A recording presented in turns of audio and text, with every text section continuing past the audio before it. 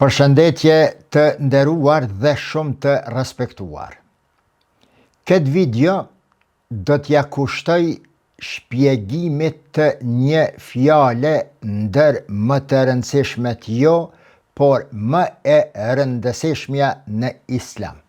Besimi në Allahun, apo imani, apo çfarë është vlera e imanit në jetën e përditshme të njeriut. Çfarë vlere e shtuar është për një besimtar që thot i besoj Zotit në jetën e tij dhe çfarë e dallon këtë më pastaj nga ai që nuk e thot këtë fjalë. Duhet ta ketë një peshë, një rol, se rëndësi po se po, do të dallohet me diçka. Ai i cili thot amentu billahi, kam besuar në Zotin, nga ai i cili thot e refuzoj ekzistencën e Zotit apo nuk i beson në çfarë do mënyre Zotit të madhërisëm.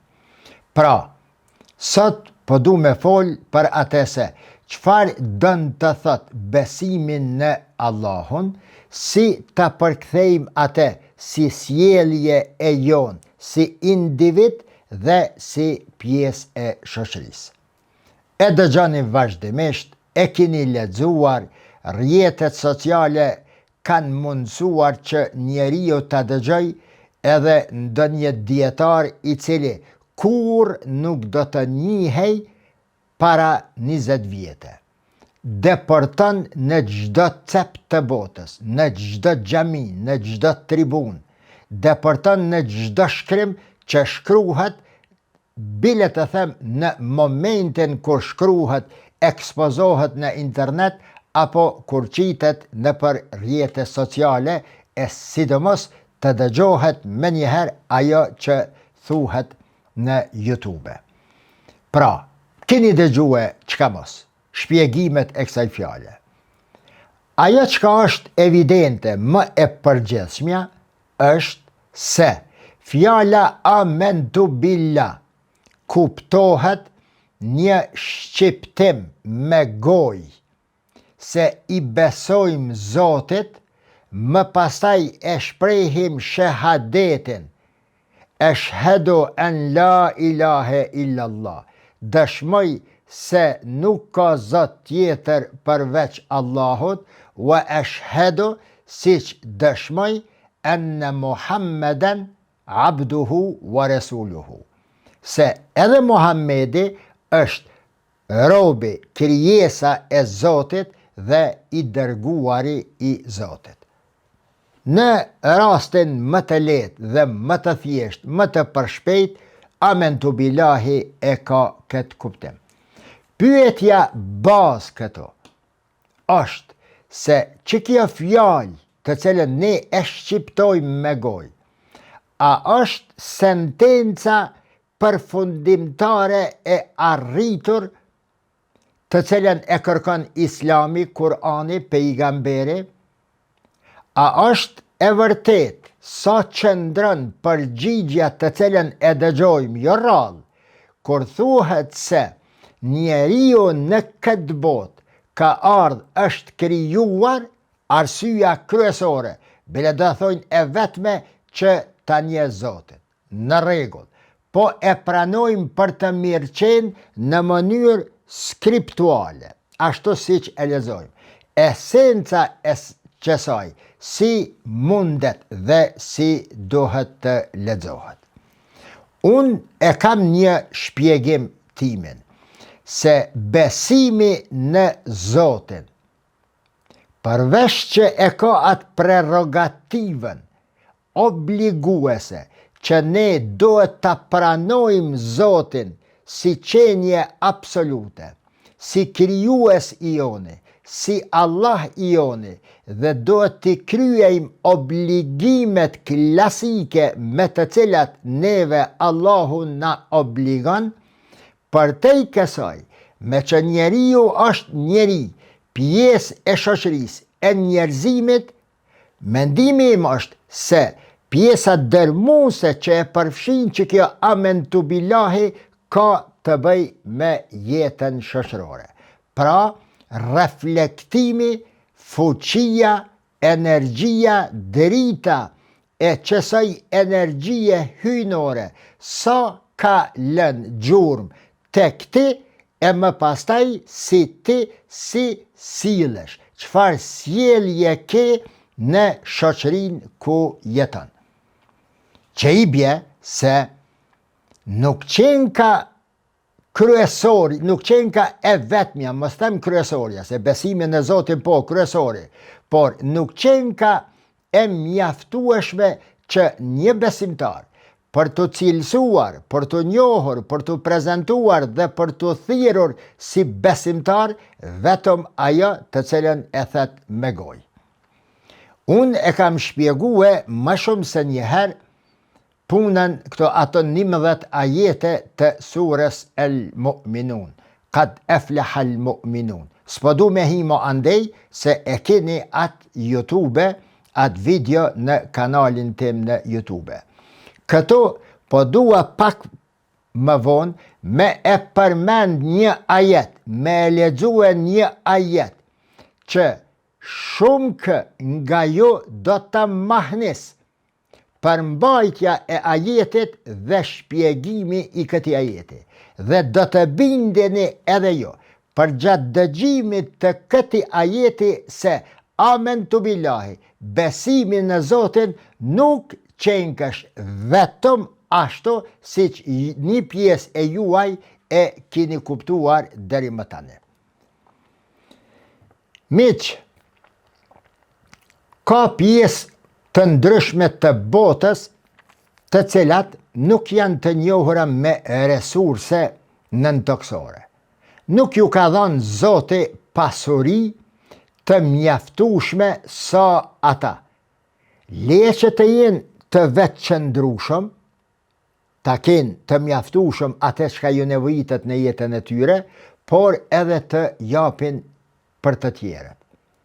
Megjithatë, këto vende, disa prej tyre në Evropë, megjithëse që nuk i kanë këto resurse, ata me punën e tyre, me angazhimin e tyre, me kuptimin e ligjshmërisë së Zotit, e quajton ligjshmëri e Zotit, sunnetullah, apo nuk e quajton, e kanë kuptuar dhe përpasoj e mbajnë botën nën kontroll. I mbajnë edhe muslimanët. Në anën tjetër, ke vende muslimane të cilat posedojnë burime të mëdha ekonomike, naft, gaz, pasuri të pashtershme të tjera nëntoksore dhe mbi tokë. Pozicion gjeografik që nuk e ka askush tjetër në botë, pas së cilit region janë bërë lufta për gjatë gjithë historisë për ta marrë nën kontroll, pushtuar dhe përdorur për të mirat e tyre. Megjithatë, miq, në këtë ambient, me këto resurse të pashtershme, jetohet në një atmosferë lufte, frike, pasigurie, një korrupsion enorm dhe një parregullsi politike e shkelje e ligjit të përmasave shkatërruese në ato shoqëri.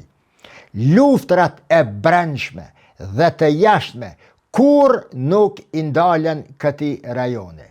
Gjenë sot, pas 15 shekujve, që ju zbret fjala Iqra, u kupton e jetën, analizon e jetën, studion e jetën, njiheni natyrën, njiheni ligjet e jetës që të mos bini në gjendje të jeni pre e atyre të cilët nuk i kanë këto, nuk e kanë lexuar fjalën Iqra dhe juve ju mbajnë në dorë. Pra, gjenë prapambeturi, ignorancë, shëndetësi të rënuar, sistem arsimor të rënuar tërësisht gjithashtu, në të gjitha rrafshet e jetës thuajse mjerim. Megjithatë, posedojnë edhe burimet, posedojnë edhe fjallën ikra, dhe këta njerëz e lexojnë amentu billahin, elhamin, falin namaze, fatihan e lexojnë 40 herë së paku në ditë dhe janë në këgjendje. Pra, problemi miq i amentu billahit, i besimit në Zot, çështja e besimit në Zot, nuk qenë ka çështje që tyje të bën të fortë, të dallushëm nga të tjerët, vetëm e vetëm pse ti e reciton qatë shahadet, apo pse ti e nje Zotin si Allahu një. Çështja, e them duke e nënvizuar poshtë, çështja, miq të dashur, e besimit në Kur'an, derisa po flasim për imanin në këtë rast, Kur'ani nuk kërkon prej njeriut ta shqiptoj shahadetin apo amentu billahin vetëm me fjalë dhe të mbaroj kaq. Unë e di se kur kush prej hoxhallarëve edhe prej dietarëve nuk thot se dohet vetë shahadetin edhe birflaj. Unë e di se nuk thot, por e di 100% se një numër i madh i dietarëve, sidomos të dekadave e 2 shekujve të fundit, koncentrimin e tyre në shpjegimin e islamit e bëjnë vetëm mbi baza retorike, vetëm mbi baza spekulative, pa e përkthyje me gjuhën e përditshme, për ta shpjeguar se fjala amentu billahi, kam besu në Zotin, çfarë vlere të shtuar më jep mua si besimtar në përditshmëri time, dhe çfarë më dallon ajo fjalë, çfarë më thret që të dallohem nga ai i cili nuk e thot apo e refuzon këtë fjalë. Është më e pakta që dëshirohet dhe kërkohet nga Zoti kur të thet thuaj amentu billah, i kam besuar Zotit, thuaj eshhedu an la ilaha illallah. Është më e pakta që e kërkon Zoti, e kërkon, por është më e pakta. Kjo është vetëm një themel mbi të cilën pastaj do të duhej të sëndërtohej jeta e përditshme e jon 24 orë, as një sekond përjashtim. Nëse zëri, valët e zërit që dëgjohen nga Zoti dhe nga njerëzit, kur ne thomi eshhedu, apo kur themi amentu billah, apo kur themi elhamdulillah, e shprehim besimin ton, nëse qëto valë të zërit që shkojnë të Zoti dhe të veshi i tjetrit, nuk e kanë edhe konotacionin e implementimit të regulativave, urdhëresave të Zotit, kërkesave të Zotit, që ti ta kuptosh natyren dhe jetën, ti në fakt je duke e rajt, fillimisht vetveten e më pastaj edhe atë që ta dëgjon këtë fjalë. Sepse puna jote, miq, duhet të jetë fjala përfundimtare, apo kuptimi i realt i të qenurit tënd si besimtar. Vepra është ajo që e vlerëson fjalën tënde, o besimtar musliman. Jo veprën tënde fjala, por fjalën tënde e vlerëson vepra të cilën ti e ke bëe më pastaj. Çfarë është sinqeriteti jot me vetveten, kur e këshyr veten pasqyr? Sinqeriteti jot në familje, në rrethin ku punon. Vollanin e autobusit kur e ke në dorë, ju them shpesh atyre shqiptarëve në diasporë kur thirrën për xhamia. Para makinës kur rre, në zyren tënde kur rre, ditën kur hec, ka akşami kur hec kur nuk çet dikush. Pra, çfarë çajo fjalë amentu billah ka mbjell tek ti, dhe çka pasi është mbjell ka mbi në personalitetin tonë. Për te i kësaj, edhe në mënyrë më spirituale, fjala besoj në Zotin, çfarë të menduari ka krijuar në kokën në trunin tënë. Nëse besimin tonë nuk e shndrojmë si energji në praktik, ne nuk jemi njerëz, as besimtar të drejt, as të besueshëm, as kredibil me fol në emën të imanit dhe të islamit. Sepse, si që kam thënë më shumë se një herë, se 5 vaktet e namazit janë 5 stacione, ku ndalet njeriu nga veprimtaria ditore. Merë energji aty duke komunikuar me Allahun, energji të cilën më pastaj e përdor në praktik prej sabahit deri në drekë.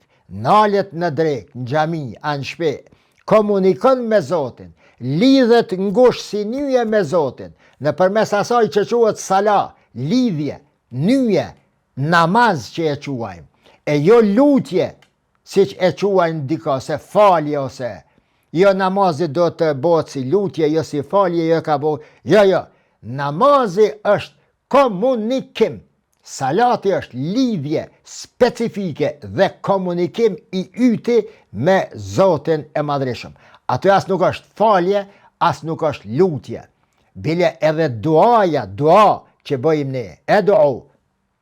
Kur bëjmë dua të Zotit, as kjo bile nuk është lutje. Lutja është taleb në gjuhën arabe, por duaja është komunikim më ndryshe prej namazit tani me Zotin tënd. Kërkon atë që ti e ndjen në shpirt se ke nevojë me kërku dhe me e komuniku Zotin dhe me ja komuniku Zotit dhe me ja kërkue Zotit tënd.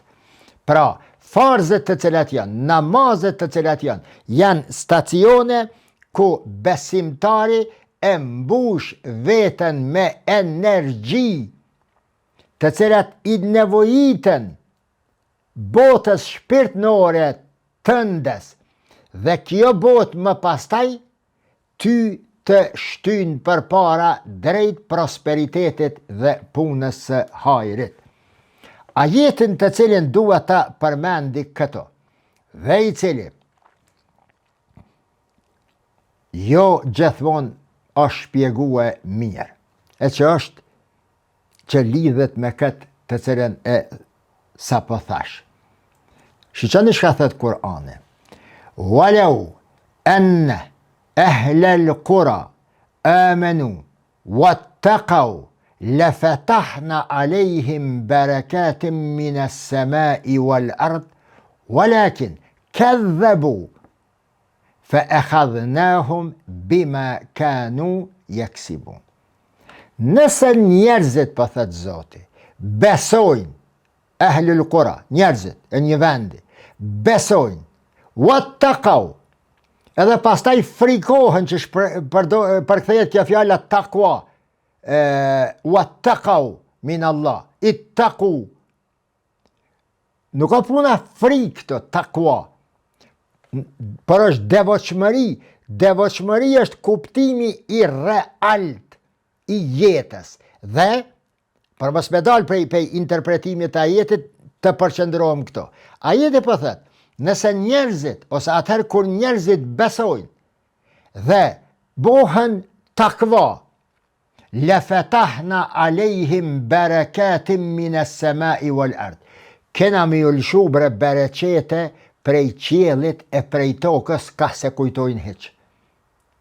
Nëse thue amentu billahi, po thot ajeti, si pas interpretimit të gabushëm të cilën e dëgjojmë dhe e lexojmë, siç shpjegohet në botën muslimane, e për fat të keq edhe tek ne, po ajeti po thojkat që nëse ti beson në Zotin, bereqeti prej qiellit si kur shiu i pandalshëm edhe nga toka po mugullojka edhe ti i paske të gjitha të mira që të nevojitën në jetë.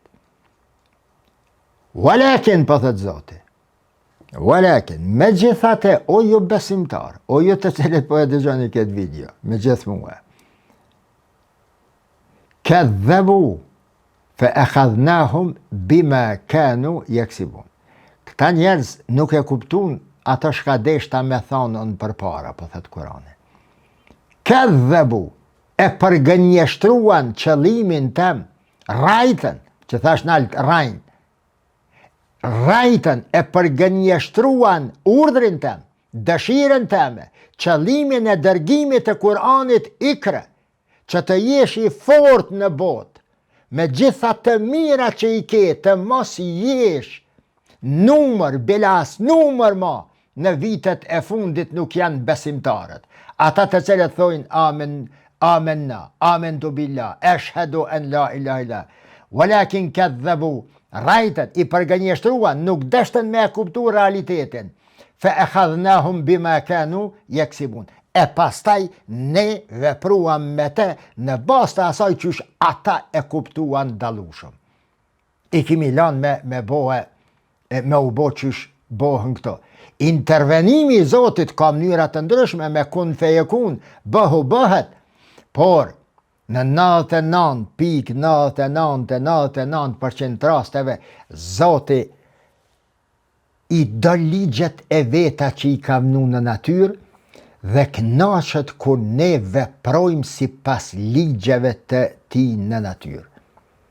Po të ishte fjala amenna, fjala iman, e mjaftueshme se po e thae bereqetet prej qiellit, aeroplan, Rafale, F-35, F-kështu, Eurofighter, raketa, shi, mjegull, ves, vish pse thuti amenna po t'i dërgoj, muslimanët sot do të dojë ta kishin botën, por nuk e ka kuptimin se njeriu nëse beson do të bie shi me bereqet prej qiellit, veç pse ka besuar, në asnjë mënyrë, që kanë besuar dhe bën takwa. Amenu wattaqau. Nuk e ka kuptimin të thuhet amentu billahi, apo se ne t'i frigohemi Zotit sa i është dënues, sankcionues. Zoti ato i përdor ato terme, ato cilësi, mënyra edukative, vërejtje edukative për të quar ty prej gjumit dhe për të kuptuar ti realitetin se veç pse thu amentu billahi, sheo dhe bereqeti prej qelit nuk të vje, veç pse ti je besimtar. Natyrisht, fjala walau enne ehlel qura amenu wattaqau lefetahna alejhim berekatim mines semai wal ard, ka të bëj me veprat dhe me sjelljet tona si besimtar, si e kemi kuptuar në jetën, ligjet e natyrës, pozitën tane, nevojen, dinamikat, rrethanat, shpejtësinë, rrotullimin e kohës, më shkurt, po e them një fjali të cilën po e përsëriti, a jenë gjendje me e kuptu, pastaj me e interpretu e fjalen e Allahut, la ilahe illallah, edhe fjalen ikre, edhe fjalen amentu, si pas nevojave, dinamikave, kërkesave, rreziqeve të kohës kur jeton dhe të vendit në të cilën ti jeton. Pra, kjo ka të bëj, kjo është realiteti i fjales iman, e që iman dhe islam do të thot praktik e asaj që ti fillimisht e thua me fjalen tënde. Do me thonë, që ta kuptosh jetën, ta lexosh jetën, të veprosh sipas nevojave të jetës, që të arsimohesh, që të realizon vetveten fillimisht e më pastaj që të përgatitesh për të nesërmën tënde.